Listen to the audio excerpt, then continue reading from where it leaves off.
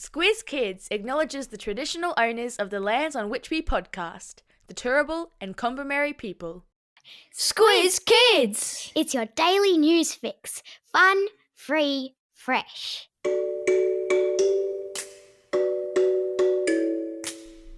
Hello and welcome to Squiz Kids Today, your fresh take on what's happening in the world around you. I'm Bryce Corbett. It's Monday, August 7. In Squiz Kids Today, Garma Festival backs The Voice. Twitch streamer Kai Cenat in hot water. India shoots for the moon. And the Matildas' big night out. That's what's making news, kids style. The lowdown. There have been traditional dances, celebrations of Indigenous culture, and speeches galore, including by our very own Prime Minister, as a big festival took place over the weekend in the Northern Territory. Called the Garma Festival, it's an annual event that takes place in Arnhem Land, way up in the top of Australia as you look at it on a map, on the traditional lands of the Yolngu people. With record numbers of attendees at this year's Garma, PM Anthony Albanese and Indigenous leader Noel Pearson both made big speeches about the upcoming referendum on an Indigenous voice to Parliament. This is the big vote that all Australians will be invited to take part in later this year about whether to make a change to the Constitution, which is the rulebook by which Australia is governed, to give Aboriginal and Torres Strait Islander people a say in issues that directly affect them and their communities. Sound confusing? Don't worry. In the coming weeks, we'll be releasing a special 2-part guide to referendums, where all will be explained. In Yolngu language, Garma means two-way learning process, which, by the time the festival ends later today, let's hope there's been lots of learning going on. Have you got your cheering pants on? Have you got your green and gold outfits ready and warned the neighbours there might be some excessive screaming coming from your house tonight? Or are you one of the lucky ones who'll be heading to the stadium this evening to watch the Matildas take on Denmark in their first round of the knockout competition part of the Women's World Cup? Sam Kerr has confirmed she will actually be taking to the field tonight to get her first touch of the football in this entire World Cup campaign. Let's hope it's a touch that leads to a goal. Or 4.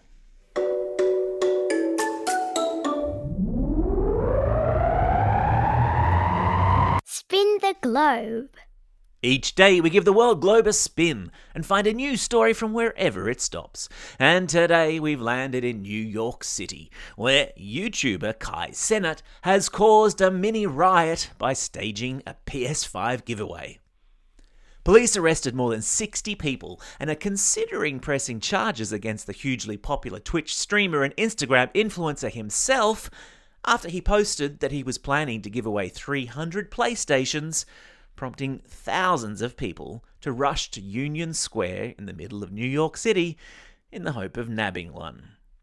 Kai Cenat, for those of you who don't know, has more than 10 million social media followers, and he's broken records for the number of subscribers on Twitch. What's Twitch? I hear your parents asking. It's a website where people play video games and stream the action while chatting to viewers. It's a total thing. Lots of people were hurt in the PlayStation giveaway frenzy over the weekend, and old mate Kai will now have to face court on charges of inciting a riot. Whoops-a-daisy. Animal Kingdom. It's the debate that has gripped the zoological world, the is it or isn't it question that has animal experts all over the world studying video footage from a China zoo of a sun bear standing and waving to crowds, with some people suggesting it's not really a bear, but a human in a bear suit. I've stuck video of Angela, the Malayan sun bear, in today's episode notes, and hilariously, when she stands upright on her 2 hind legs and waves her paw at zoo visitors, she looks very much like a human. Right down to the saggy folds of skin on her bare bum, which, from behind, looks like the folds in a bear suit. Experts have, however, weighed in over the weekend to say that Angela is in fact a bear, and that sun bears are very intelligent creatures, and that ones in zoos especially have learned to mimic humans because it often results in them getting food. As Yogi the Bear himself would say, smarter than the average bear. And yes, I am acutely aware that that's a cartoon bear reference that none of you will get, but I'm chucking it in anyway for your parents.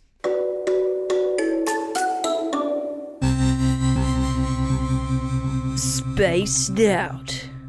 Way up above your head, somewhere up near the moon, a little bit of history is about to be made as India's latest moon mission prepares for touchdown.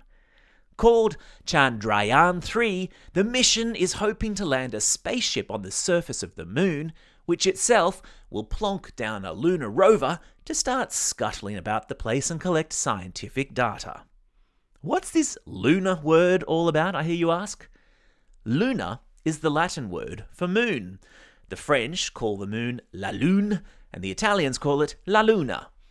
In English, lunar, L-U-N-A-R, is the adjective we use to describe anything to do with the moon.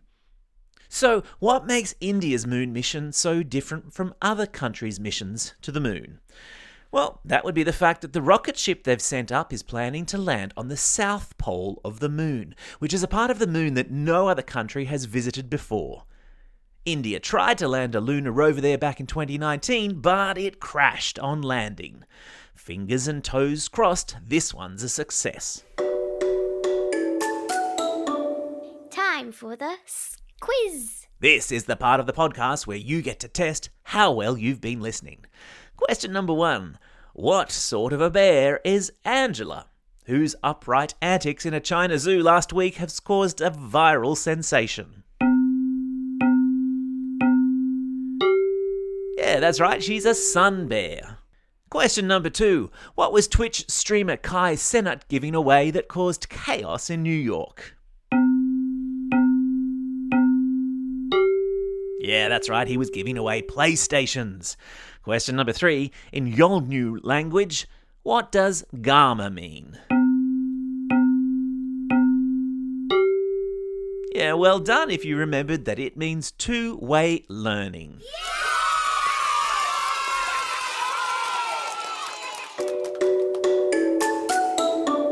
Shout-outs.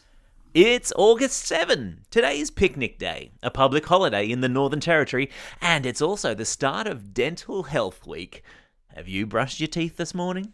It's also a special day for these Squiz Kids, celebrating a birthday today and tomorrow.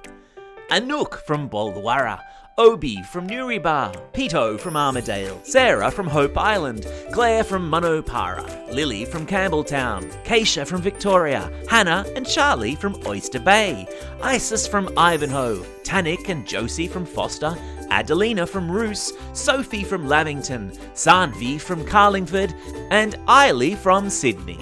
And classroom shout-outs today go to Class 4TT and 4SS with Mr. Dunstan and Mrs. Shepherd at Mount Carmel School in Yass, 5-6M at Turvey Park Public School in Wagga Wagga, Class 5B and Miss Gabriella at Villa Maria Catholic Primary School in Hunters Hill, Class 3-4C and Mr. Catley at West Wallsend Public School, Year 2 and Ms. Potts at St. Paul's Primary School in Mount Lawley, and Class 1RH and Ms. Rachel at Kew Primary School.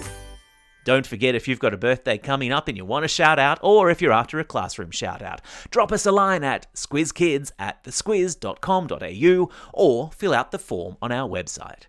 Well, that's all we have time for. Thanks for listening to Squiz Kids today. We'll be back again tomorrow with a Squiz the World episode. In the meantime, get out there and have a most excellent day.